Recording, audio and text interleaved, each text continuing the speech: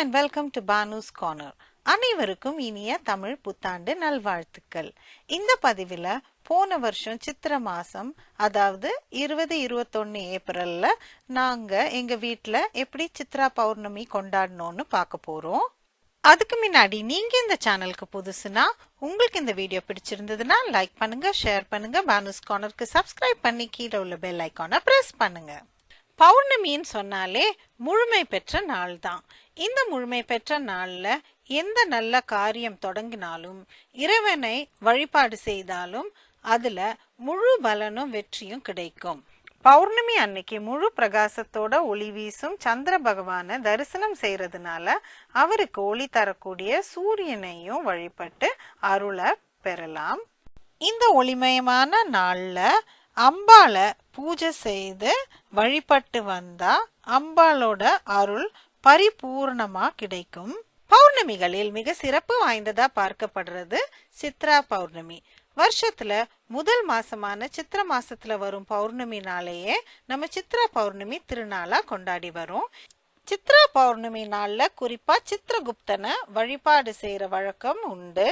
ஆனா நான் எல்லா பௌர்ணமிக்கும் லலிதா சஹஸ்ரநாமம் சொல்றது வழக்கங்கிறதுனால சித்ரா பௌர்ணமி அன்னைக்கு சித்ரா அன்னம் படைச்சு அம்பாள் பூஜை செய்து குங்கும அர்ச்சனையோடு லலிதா சஹஸ்ரநாமம் சொல்லுவேன். சித்ரா பௌர்ணமி அன்னைக்கு சித்திரகுப்த வழிபாடை பத்திய பதிவை நான் கீழே டிஸ்கிரிப்ஷன் பாக்ஸ்ல கொடுத்துருக்கேன். தேவையானவங்க போய் பார்த்துக்கோங்க.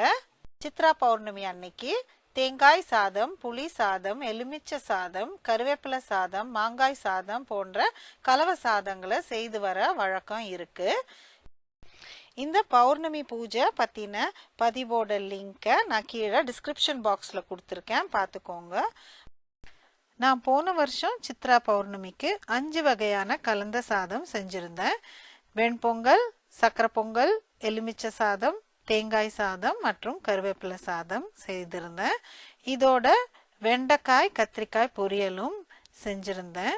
இந்த கலந்த சாதங்கள் எல்லாம் நம்ம சேனல்ல ஏற்கனவே அப்லோட் பண்ணியிருக்கேன். அதோட லிங்கை நான் கீழே டிஸ்கிரிப்ஷன் பாக்ஸ்ல கொடுத்துருக்கேன், பார்த்துக்கோங்க.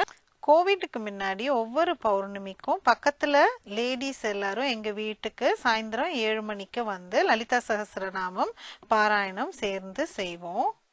ஒவ்வொருத்தரும் நெய்வேத்தியமா ஏதாவது செஞ்சு கொண்டு வருவாங்க.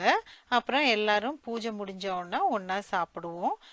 ஆனா போன வருஷமும் கோவிட் ரெஸ்ட்ரிக்ஷன்ஸ் இருந்ததுனால அந்த மாதிரி செய்ய முடியல. நாங்க வீட்டோடைய லலிதா சஹஸ்ரநாமம் பாராயணம் செஞ்சு சித்ராண்ணம் படிச்சு பூஜையை முடிச்சுக்கிட்டோம். இதோட சித்திரகுப்தனை நினைச்சு நாங்க செய்த தவறுகளை மன்னிக்குமாறு மனதார பிரார்த்தனை செஞ்சுக்கிட்டோம். பூஜையை முடிச்சுட்டு நாங்க சந்திர தரிசனம் எடுத்துக்கிட்டோம்.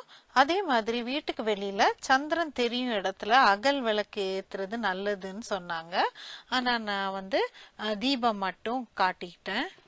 சித்ரா பௌர்ணமி அன்னைக்கு களங்கமில்லாத முழு நிலவோட அழகை பார்த்து ரசிக்க கடற்கரை, பூங்கா போன்ற இடத்துல மக்கள் கூடி அவங்க வீட்டுல செய்த சித்திரான்னத்தை எடுத்துட்டு வந்து நிலாசோறு சாப்பிட்ற வழக்கம் இருக்கு.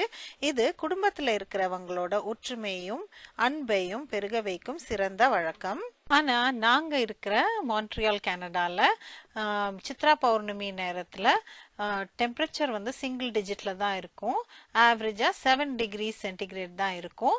அதனால நாங்க வீட்டுக்குள்ளேயே தான் நம்ம பண்ண சித்திரான்னங்கள் எல்லாத்தையும் என்ஜாய் பண்ணணும். சித்ரா பௌர்ணமி அன்னைக்கு மறக்காம ஏழை எளியவங்களுக்கு அன்னதானமும் செஞ்சு இறைவனோட பரிபூர்ண அருளை பெற வேண்டி இந்த பதிவை முடிச்சுக்கிறேன். என்ன ஃப்ரெண்ட்ஸ், உங்களுக்கு இந்த வீடியோ பிடிச்சிருக்கும்னு நினைக்கிறேன். நீங்க இந்த வருஷம் சித்ரா பௌர்ணமியை எப்படி கொண்டாட போறீங்கன்னு கீழே கமெண்ட் பாக்ஸ்ல சொல்லுங்க.